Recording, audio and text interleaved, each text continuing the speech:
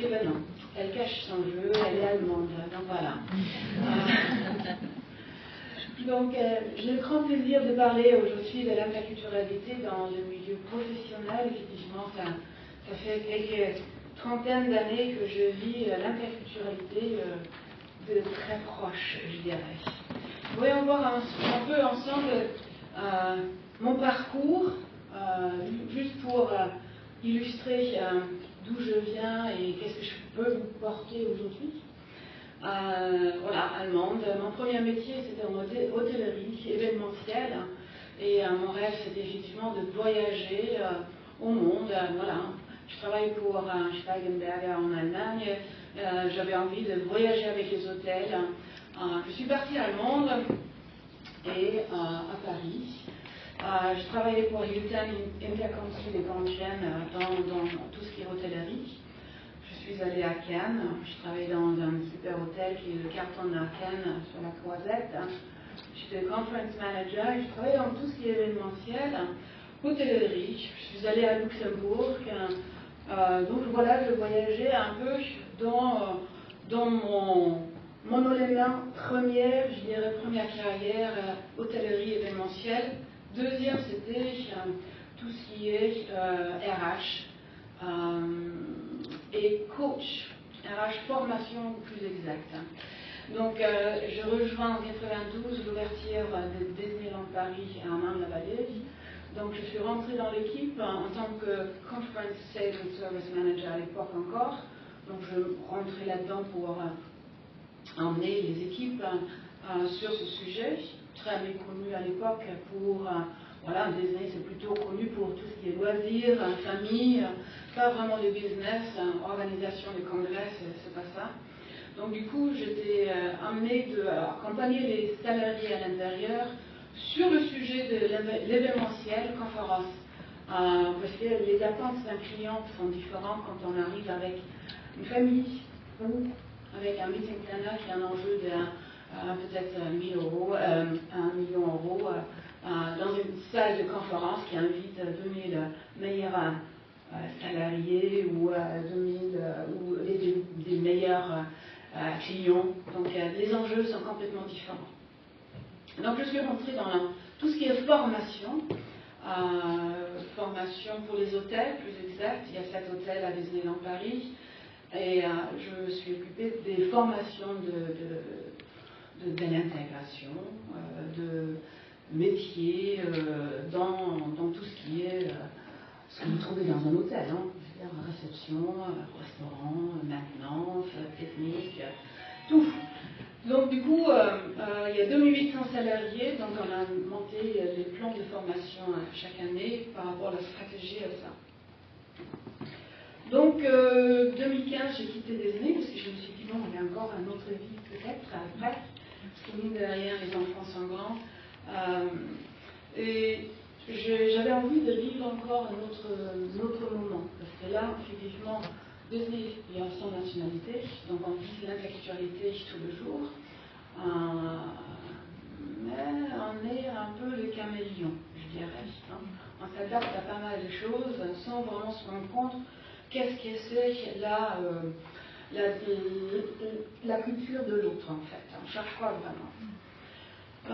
Donc du coup, moi je me suis spécialisée dans tout ce qui est management interculturel, tout ce qui est accompagnement des sociétés, hein, dans soit merchant acquisition, parce qu'il y a mine de rien, quand 2 sociétés fusionnent, c'est pas uniquement la culture d'entreprise, mais également les salariés qui sont différents en termes de culture, qui doivent travailler ensemble. Et également, il y a la mobilité. Des fois, j'accompagne, et souvent d'ailleurs, les expatriés qui partent de la France ailleurs, ou qui arrivent en France, qui doivent effectivement s'insérer dans tout ce qui est la vie en France, en termes de code culturel, en termes de savoir, des traditions, etc. Donc ça. Sinon, je travaille avec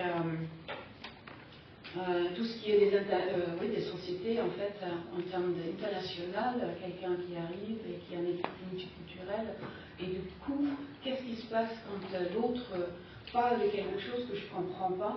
Les habitudes sont différentes, la communication est différente, la manière de réagir, prendre des décisions sont différentes. Un Américain qui arrive en France ou l'équipe qui est complètement multiculturelle et ils doivent travailler ensemble, qu'est-ce qu'ils peuvent apporter l'un ou l'autre à l'équipe pour être encore plus efficace en fait. Et souvent quand on ne connaît pas trop, du coup on dit l'autre il est différent et de ce fait je ne comprends pas et du coup je ne parle pas avec lui en fait parce qu'il n'est pas différent, parce qu'il n'est pas comme moi. Hein. Donc, les pays que j'accompagnais dans le passé jusqu'à maintenant sont divers. C'est un peu partout, c'est anglo-saxon, c'est latin, c'est un peu Afrique, c'est un peu le nord, c'est un peu le sud. Surtout, c'est avec les expatriés que j'accompagne. Voilà pour moi. Voyons voir un peu comment je peux vous accompagner aujourd'hui.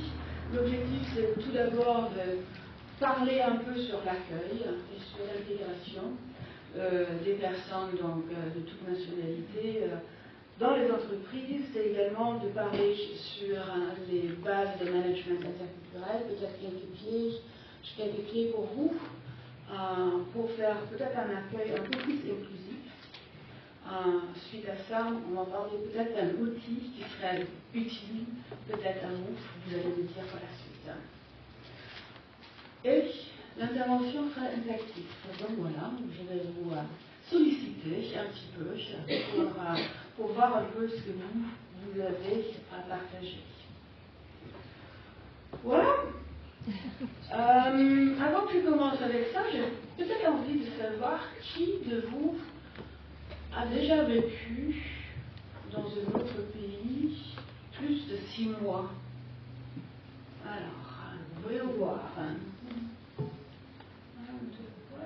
Il y en a quelques-uns, oui, je dirais un tiers à peu près. Ouais. Donc, l'expérience, elle est là en fait. Hein, quand on doit intégrer quelque part dans un autre pays qu'on ne connaît pas les codes culturels. Hein. D'abord, effectivement, on parle de papier, ça c'est une chose, mais après, effectivement aussi de vivre hein, ce qui entoure en fait chacun d'entre nous. Voyons voir la deuxième question. Alors, partagez avec votre voisin, je dirais, regardez un peu, faites un peu un retour en arrière du moment quand vous êtes intégré quelque part. Vous êtes intégré, vous avez, voilà, votre intégration à vous dans une entreprise. Qu'est-ce qui s'est passé? Comment ça s'est passé pour vous? Donc ceux qui ont été ailleurs, voilà, ça peut être aussi intéressant à savoir comment ça s'est passé pour vous ailleurs. Mais déjà, une réflexion, rappelez-vous, votre intégration. Comment ça s'est passé? Je vous donne 2 minutes, 3 minutes entre vous en termes de voisins. Regardez un peu, qu'est-ce que c'était pour vous? À l'étranger. Si vous étiez à l'étranger, prenez l'étrangère, sinon,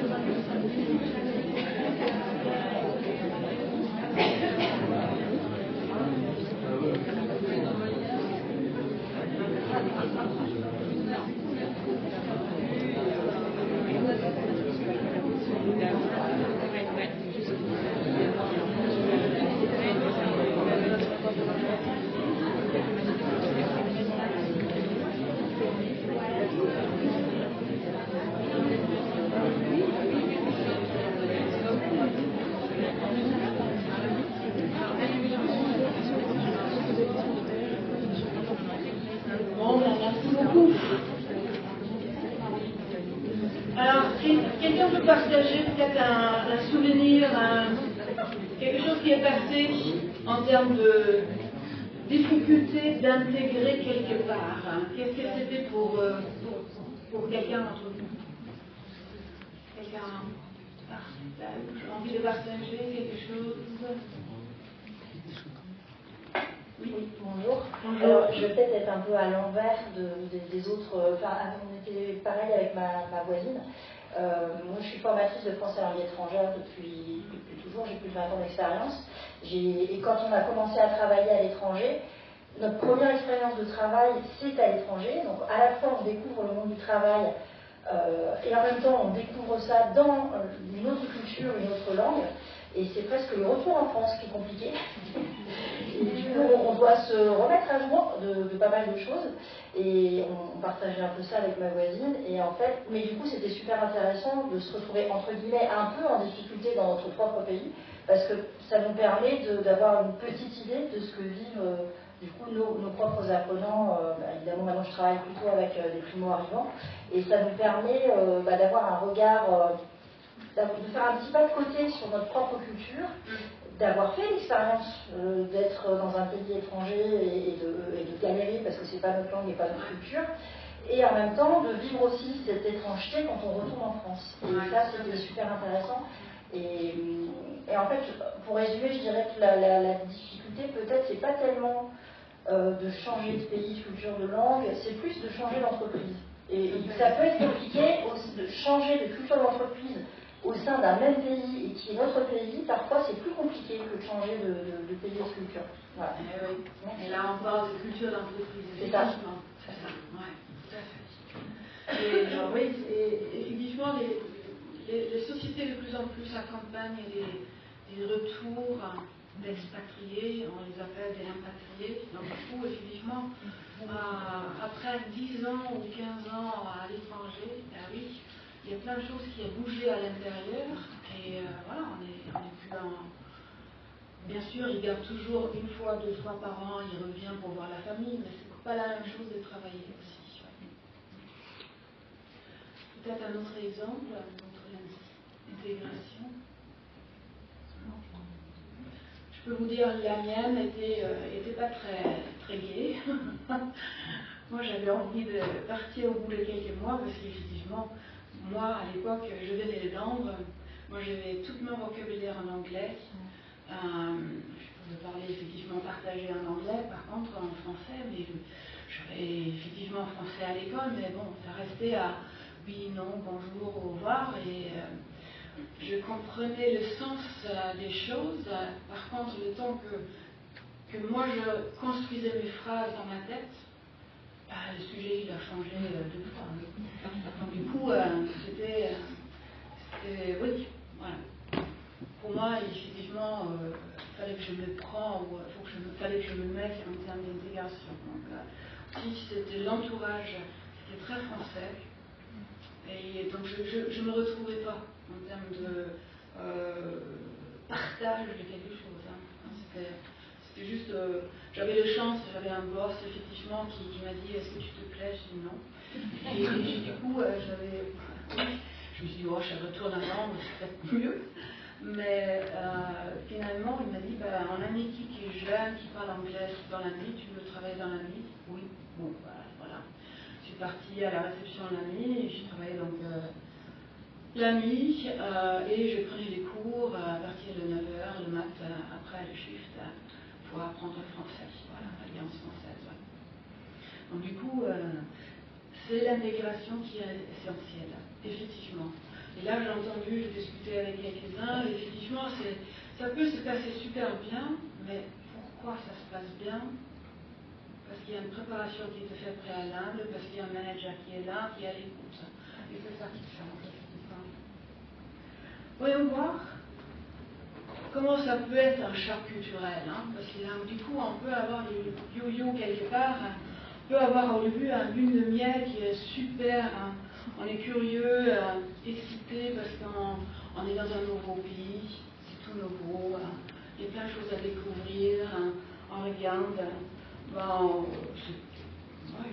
c'est superficiel au début, après tout, on est tous humains et tout est égal quelque part. jusqu'à un moment où on s'aperçoit que on est un peu en confusion des choses, parce qu'on rentre un peu plus dans les détails. Alors du coup, on ne connaît pas la culture, surtout en termes de langue, en termes de comportement, en termes de nourriture, transport, tradition, les fêtes, tout ce qui est l'histoire. Donc du coup, il y a des références qui se font, on ne comprend pas trop. Donc on se pose la question, effectivement. Avec une troisième étape, peut-être, adaptation un peu plus superficielle, on rentre dans un développement de la capacité à communiquer, peut-être, sur tous ces besoins fondamentaux. Parce que là, on commence à, voilà, qu'est-ce que j'ai besoin? On est conscient des codes et des indices, on les aperçoit, mais bon, pas encore peut-être approfondi. Ce qui serait peut-être une autre étape, parce que là, le choc peut arriver, parce que du coup, on s'aperçoit que voilà, il y a vraiment un fossé quelque part qui se crée ou qui se met. On prend vraiment conscience qu'il y a différentes cultures. Ils sont propres, on a aussi une capacité peut-être limitée de s'adapter. Parce que c'est pas vraiment dans quel sens, parce qu'on n'a pas les codes réellement. Bon, après, peut-être avec un peu de chance, on s'affirme un peu, on réintègre, il y a peut-être l'entourage qui fait en sorte que, voilà, on est poussé un peu pour qu'on arrive à comprendre peut-être les valeurs, les manières d'être, les codes, pour que, justement, on arrive à bien être et en confiance en soi par rapport à ça, l'autonomie et l'indépendance avec un peu de chance. Donc voilà, l'expatrié ou la personne primo-arrivante, il passe par des étapes. C'est ça que je voulais illustrer avec ça. C'est vraiment pas linéaire du tout. Il y a des moments up and down qui font que voilà, ça jongle bien. Voilà. En termes de temps, bien sûr, il n'y a pas de valeur fixe. Je veux dire, ça peut être un mois pour quelqu'un, ça peut être une semaine pour l'autre. Tout dépend comment lui, il aperçoit les choses, il analyse les choses. Donc, il n'y a pas de règle en soi. Mais bon, on passe par ça. C'est en règle générale une bonne graphe. Voyons voir un peu les différences culturelles. Donc, les différences culturelles, j'ai entendu qu'effectivement, vous avez beaucoup dans votre territoire des personnes qui viennent d'Afghan, Moyen-Orient, des Soudanais, Somaliens, Afrique équatoriale. Donc, je regardais un peu les différences culturelles qui peuvent exister pour cette population. Et tout d'abord, je vous ai trouvé le premier qui est voilà, le temps. Le temps planifié versus le temps flexible. À quel point j'aperçois le temps qui est pour l'un un peu planifié et rare, mesuré vraiment dans le temps.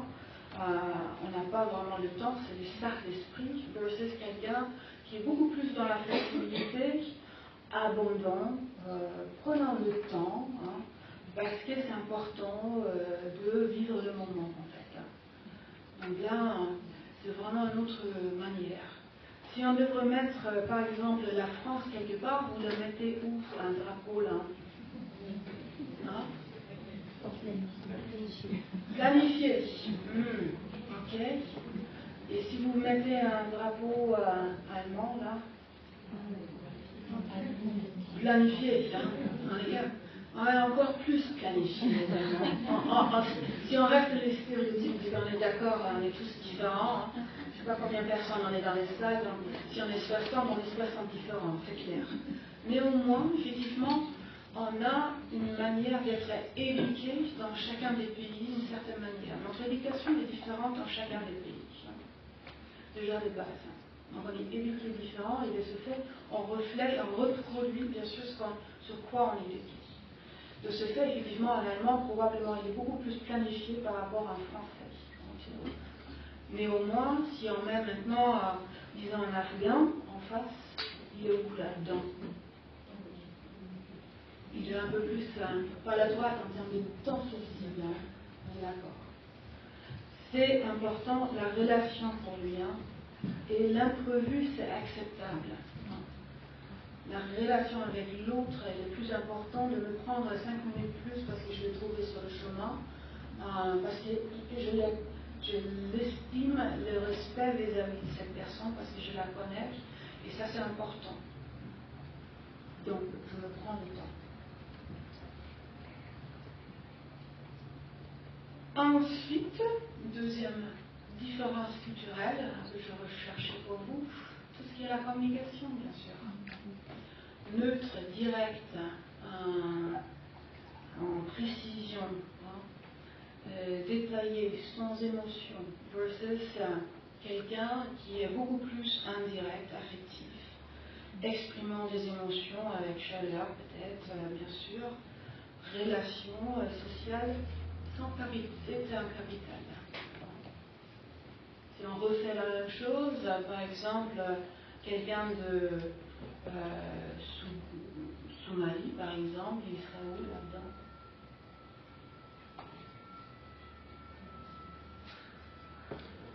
À droite, voilà, c'est la communication.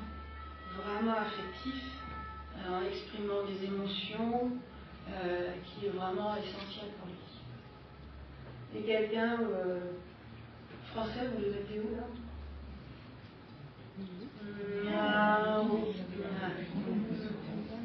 Au milieu, hein.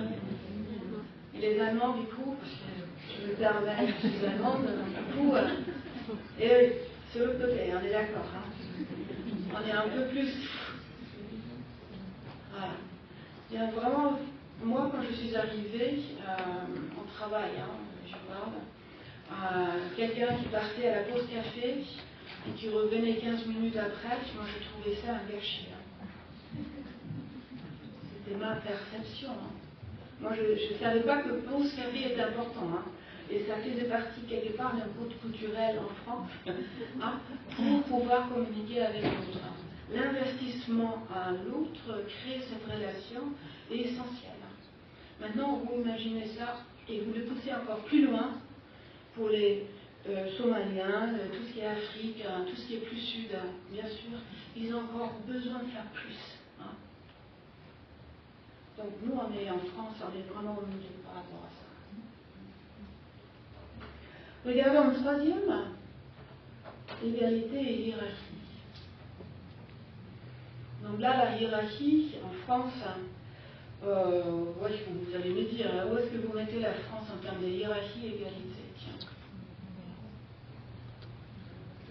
Que de la droite, j'entends. Ouais. Ouais. Et les Allemands, du coup, vous mettez les Allemands où? On s'accorde.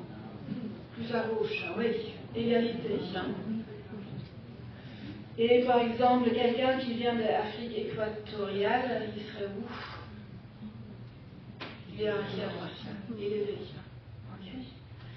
C'est là où on est vraiment en France. Là, oui, vous avez l'autorité, hein, c'est top-down, quelque part. Tout dépend des sociétés.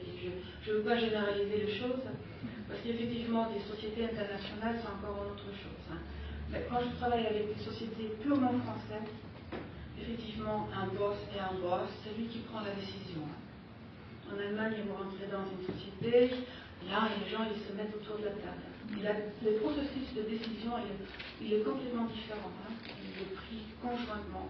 Ce n'est pas le chef qui décide.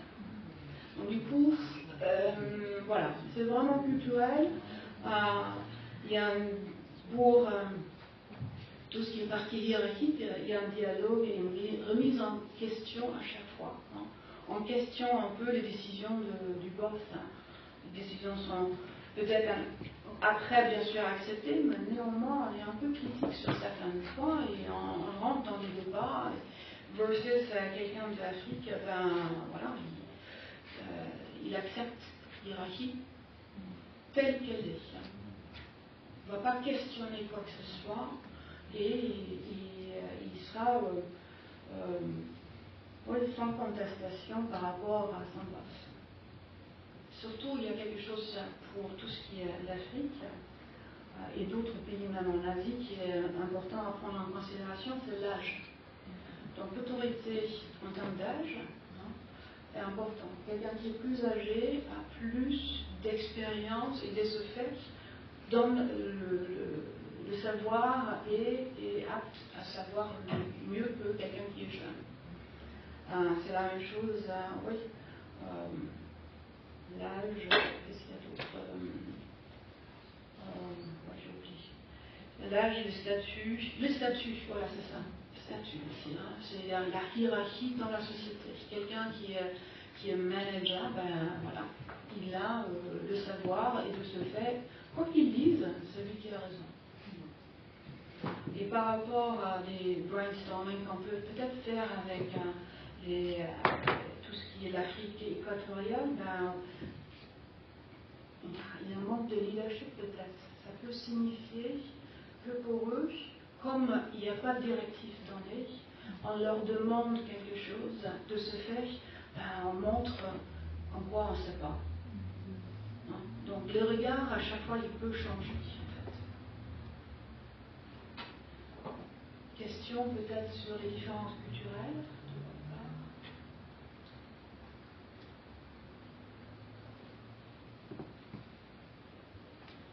Okay.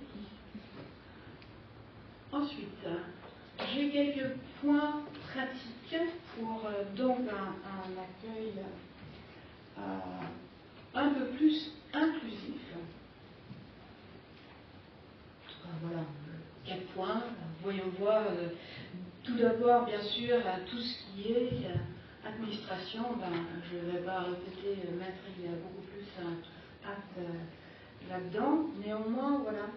De votre côté, effectivement, c'est, en termes d'entreprise à tout cas, de partager les règles, en fait, les règles de la société, tout ce qui est comment les procédures, tout ce qui est interne, en fait. C'est ça qui est essentiel à partager. Tout ce qui est français, peut-être. Et ça, c'est après à savoir, on va avoir la prise de recul suffisamment pour identifier qu'est-ce qui peut être un gap par rapport à l'autre. On n'a pas parlé, bon, on a parlé carte séjour, mais sécurité sociale, c'est pareil. C'est un labyrinthe. Comment tout ce qui est mutuel en France, voilà, tout expliquer, parce que les papiers ne sont pas égaux ailleurs. Parce qu'on vit pour l'intégration, même français en français, déjà il a les papiers, l'entreprise est différente. On doit s'intégrer et effectivement c'est différent dans l'entreprise, mais on a des mutuelles qui sont, voilà, on a une base quelque part. Quelqu'un qui arrive de nouveau, mutuelle c'est quoi sécurité sociale, on a la chance en France de l'avoir, c'est pas dans tous les pays. Donc du coup, vraiment mettre la conscience dessus, qu'est-ce que c'est, expliquer, accompagner. Admin. Deuxième point, le mentorat. Un point que je suggère, en tout cas, pour insérer ou accueillir des primo-arrivants, les mettre en binôme ou avoir quelqu'un qui est un référent dans la société, qui fait en sorte que, voilà, on fait le check-up, qu'est-ce qui va pas, explication, des questions, qui absorbe un peu, qui fait éponge, ou qui fait surtout des réponses, en fait. Mais plus local et plus sur place, en fait. Donc, ça va. Les cours de français, bien sûr. Si on peut organiser ça, ça serait génial. Je sais que les entreprises, des fois, ils le font. Bon, Disney, c'est un peu à part, il y a 15 000 personnes à Marne-la-Vallée, c'est une ville. Hein. Donc, du coup, effectivement, on avait des cours internes, mais néanmoins, peut-être trouver quelque chose qui est pour chaque société, qui est une référent pour faire en sorte que les cours se font. Donc, moi, j'ai eu la chance d'avoir quelqu'un qui m'a recommandé à Alliance française. Je ne savais pas que ça existait, mais heureusement, quelqu'un m'a dit, et voilà, je faisais mes 9 à midi, après ma shift de la nuit, et je m'endormais des fois, hop, mamie là, réveille-toi, mais bon, je pris cette opportunité qui est là en France, donc du coup, sauf qu'il faut la savoir, pour connaître. Cours de français, et quatrième, vous en doutez bien, hein, c'est bien la formation interculturelle, idéalement pour bien comprendre qu'est-ce que c'est le code culturel de la France. Quelles sont les valeurs de la France. Et de ce fait aussi de voir qu'est-ce que l'autre a comme valeur hein, dans le pays, lui-même, quels sont les gaps, quelles sont ses perceptions, comment ça fonctionne en fait. Les formations interculturelles, ben oui, du coup, idéalement, si on a des formateurs, avoir des formateurs aussi qui sont formés, accompagnés sur l'interculturalité, savoir les partager, même vos propres codes culture de l'entreprise. Hein. Je veux dire, ça vaut pas autre chose. Hein. La France, la région, après l'entreprise. Il y a quand même différentes couches à chaque fois pour arriver à l'individu après. Mais voilà, en termes de formation interculturelle, chercher vraiment les différences, les gaps qui peuvent exister pour creuser là-dedans. Voilà mes 4 pratiques en termes d'accueil inclusif. Et j'ai envie de creuser un peu, voilà ce qu'on fait dans une formation interculturelle, par exemple. Qu'est-ce que c'est? Alors, qu'est-ce que ça peut être l'interculturalité? Quand j'ai commencé à travailler dedans, je me suis dit, waouh, on ne comprenait pas vraiment, et quand je parle même aujourd'hui, l'interculturalité, avant, tu sais, l'interculturalité, oui. Mais je pense que la compréhension, elle n'est pas vraiment là. Qu'est-ce que c'est vraiment? Et je me pose la question aussi, culture. Qu'est-ce qu'on met dans le mot? Qu'est-ce que c'est vraiment culture hein? Voilà. Je vous donne toutes 3 minutes à partager avec votre voisin, peut-être de l'autre côté. Regardez un peu et trouvez-moi de 2 définitions. Qu'est-ce que c'est l'interculturalité et qu'est-ce que c'est culture?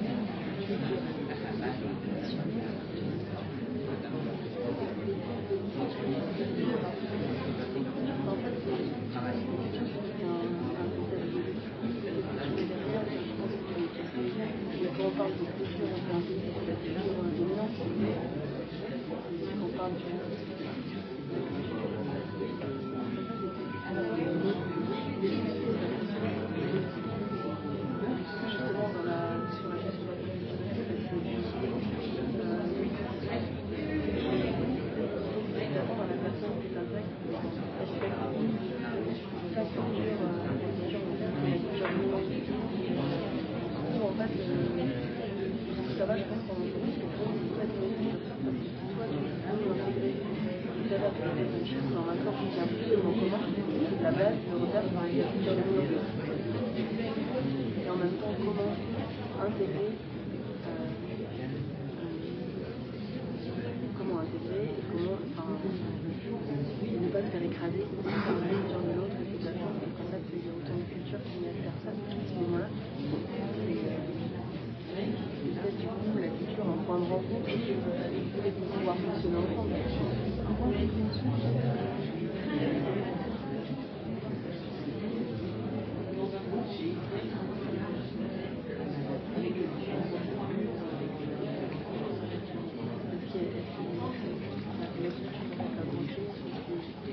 La culture comme quand la culture, l'agriculture.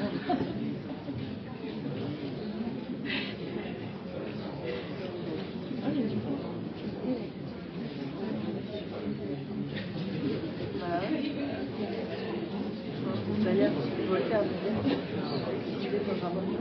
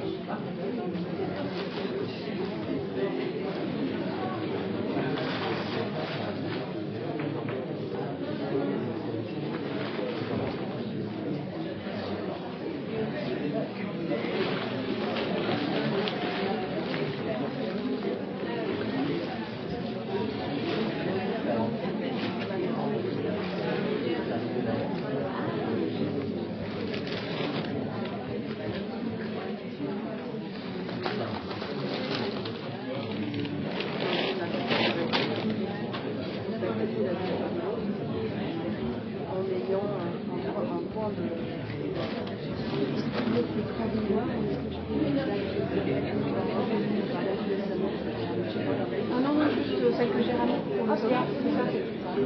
Oui, ça ira avec les couches.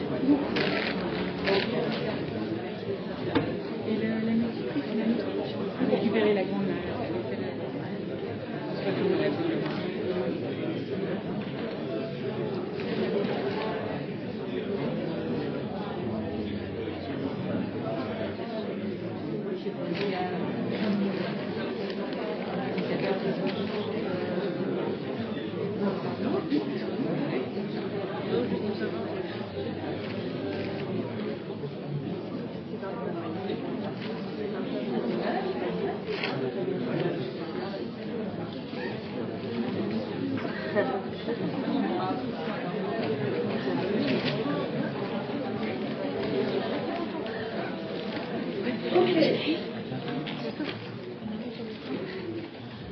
Alors,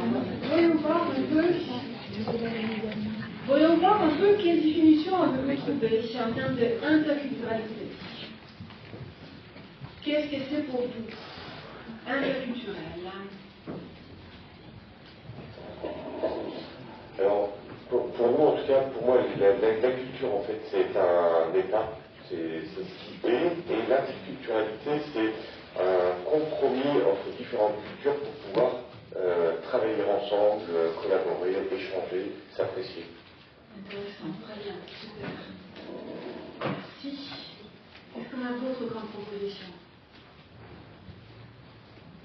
C'est pas une proposition, mais plus une remarque, parce que du coup, nous, la culture, on a eu beaucoup de mal à la définir, parce que c'était, au fil de nos échanges, on s'est dit qu'on n'avait pas tous la même définition de la culture, peut-être liée justement à notre éducation. On a beau être d'un pays, en fait, chacun, on a une culture différente qui peut être liée à certains égards, mais différente à d'autres. Donc, c'est pas forcément lié à une nationalité, en tout cas, l'interculturalité. Et en fait, au final, on s'est dit, là, en échangeant, on était plus ou moins d'accord. On s'est dit, en fait, c'est ça l'interculturalité. C'est que, on s'écoute, mais on a chacun nos points de vue, quoi. Et on se comprend, mais on est plus ou moins d'accord. Ouais, effectivement. Et culture, ouais, c'est pas juste la nationalité. Oui, j'aime beaucoup. je veux bien prendre la suite en Ouais. discutant avec ma voisine. On est d'abord parti de la culture, et alors, on enlève le côté culturel, artistique, hein, c'est pas le théâtre, on parle plutôt de la culture, ce qui nous constitue, mais on s'en rend pas compte. C'est-à-dire que ce sera un peu comme une espèce de deuxième peau dont on ne serait pas conscient. Et aller vers l'interculturalité, c'est là, ça y est, prendre conscience de ce qui est dans notre culture et on ne s'en rendait pas compte. Par exemple, le rapport au temps. On ne se rend pas compte qu'on a un rapport au temps parce qu'on est français, ou que c'est pas pareil si on est espagnol ou syrien. Et l'interculturalité, justement, ça serait cette prise de conscience de la culture d'où on vient pour aller vers la culture de l'autre et trouver un endroit où on peut se rencontrer. Je suis assez d'accord avec la personne qui a intervenu juste avant. Donc on est tombé un peu sur les mêmes idées. Ouais. Super, merci. Un autre partage?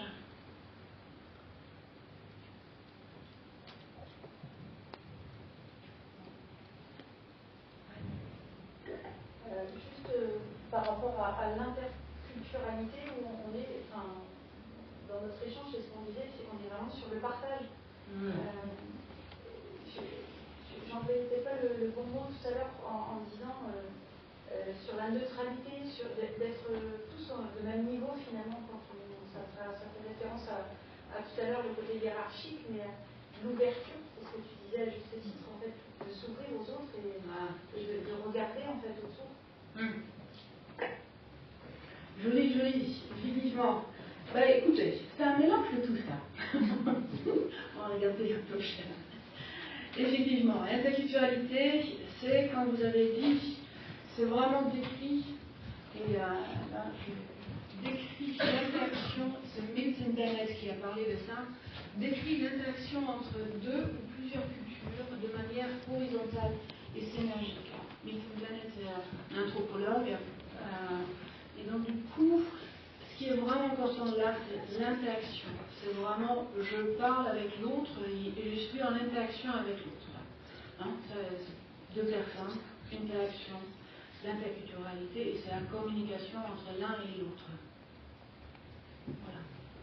Maintenant, aujourd'hui, effectivement, quand on demande l'interculturalité, parce que l'interculturalité, c'est trop vaste à expliquer vraiment profondément, je dis, je travaille à l'international, peut-être que ça peut aider. Mais néanmoins, sur la fond, sur ce qui se cache derrière, c'est vraiment l'interaction qui est réciproque d'un et l'autre. En termes de culture, oui, vous avez dit plein de choses. Et là, je vous propose deux citations. Déjà, Edgar Schein, je l'adore. C'est la façon dont nous faisons les choses ici. Parce que voilà, on crée toujours une certaine culture, hein, où on est et la manière de travailler ensemble. Ou Hofstede, les deux sont dans tout ce qui est interculturel, programmation mentale collective de l'esprit. On est programmé d'une certaine manière tout au long de notre parcours. Et là, effectivement, quand on regarde un peu notre ADN, hein, je veux dire, nos différentes manières, quand on est construit, façonné d'une certaine manière, on est né quelque part, on s'est construit avec nos valeurs de la famille, voilà ce qu'on a entendu, quand on a éduqué à l'école, hein, quelle profession on choisit, les professions qui nous donnent aussi une certaine manière de faire, être façonné d'une certaine manière. Après la profession, l'entreprise qui nous façonne d'une certaine manière aussi. Hein. Quand je travaille à Disney, sécurité, courtoisie, donc tout ça, c'est des valeurs qui nous façonnent et notre comportement il est par rapport à ça. Donc l'entreprise, après, c'est la religion. Telle manière qu'on fait ici, telle manière qu'on fait ailleurs. Le pays, le coût du travail en France, il est en France, il n'est pas ailleurs. Donc la manière qui fonctionne, c'est là. Donc du coup, tout ça nous façonne d'une certaine manière. En Allemagne, vous arrivez au feu vert, au rouge, là, en tant que pédestin, vous restez et vous attendez, même s'il n'y a pas de voiture, on est d'accord. Mais on était façonné d'une certaine manière en tant qu'enfant, comme ça. Et c'est en fait le respect des règles qui ont été fixées, et ça c'est notre différence culturelle, à quel point voilà, les uns acceptent les règles, les autres non. Donc voilà, en termes de culture, il y a des différentes couches qui nous façonnent et programment d'une certaine manière, et qui nous font en fait la richesse de nous quelque part, hein. On est d'accord? Du coup, je vous ai trouvé trois chiffres qui sont intéressants à partager. Premièrement, 33%, ça c'est une étude menée par McKinsey et Company, c'est les entreprises valorisant la diversité culturelle au sein de leurs équipes en 33% donc plus en termes de résultats financiers, supérieurs même à la moyenne de leur secteur. Un autre chiffre qui sera peut-être intéressant pour vous, ce serait 60%. C'est une autre enquête de Deloitte relève que les équipes diversifiées sur le plan culturel sont donc 60% plus susceptibles de proposer des idées novatrices et créatives. Et là, c'est un autre chiffre, 80%. C'est le laboratoire de recherche sur la diversité en entreprise de l'Université de Montréal qui révèle que 80% des employés formés de l'interculturalité déclarent une meilleure compréhension des différences culturelles, favorisant ainsi une collaboration accrue au sein des équipes. Donc voilà, l'investissement, je pense, en termes de management interculturel ou l'interculturalité tout court est intéressant. En parlant de ça, c'est quoi peut-être les compétences d'un manager interculturel pour gérer les équipes multiculturelles? Qu'est-ce qu'un manager a besoin en compétences? Ouverture d'esprit, flexibilité. Pardon? Flexibilité, oui. Adaptation. Ah oui, là, je sens le vécu. Effectivement, oui. Observation. Observation, joli. Ouais. D'autres? Écoute active. Ah, écoute, oui. Disponibilité. Disponibilité. Non-jugement. Yes. Non-jugement, oui, tout à fait. Tout à fait. J'avais sens de l'observation, faculté de l'adaptation, non-jugement, capacité à inspirer confiance et gérer l'ambiguïté, l'empathie bien sûr, de savoir se mettre à la place de l'autre. Et pour gérer les équipes multiculturelles, ce qui est important, effectivement, la communication. Comment je peux communiquer avec mon équipe, savoir s'adapter à l'un et l'autre. Et résolution des conflits. En termes de culture, on sait dire des choses et d'autres ne savent pas dire des choses. Un nom dans certaines cultures, ça n'existe même pas dans la langue. Donc parce que ça ne se fait pas, c'est le respect envers l'autre. Donc je le dis différemment. Donc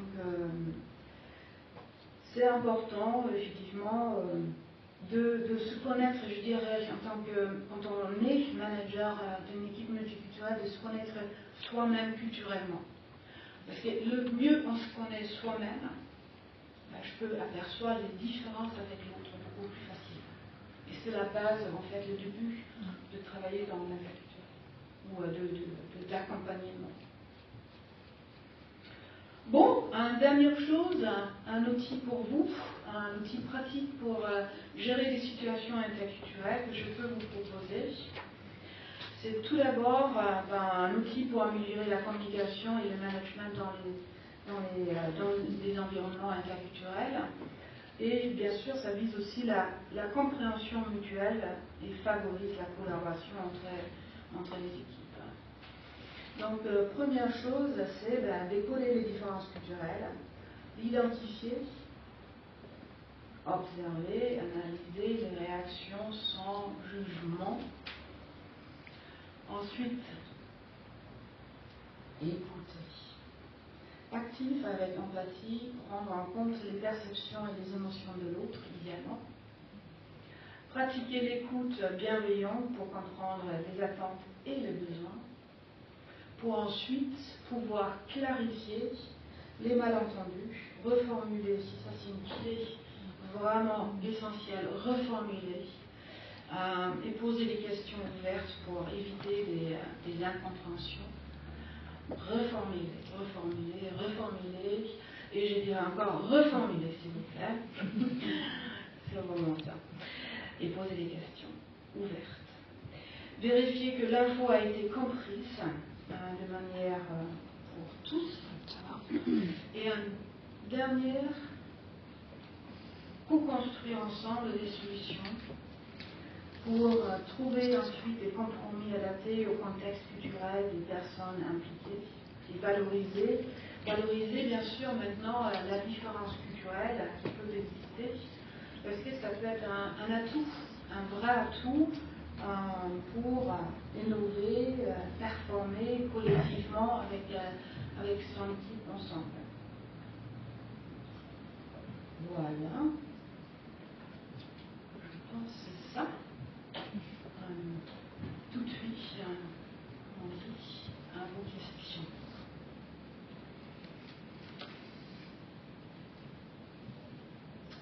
Question, quelle est là?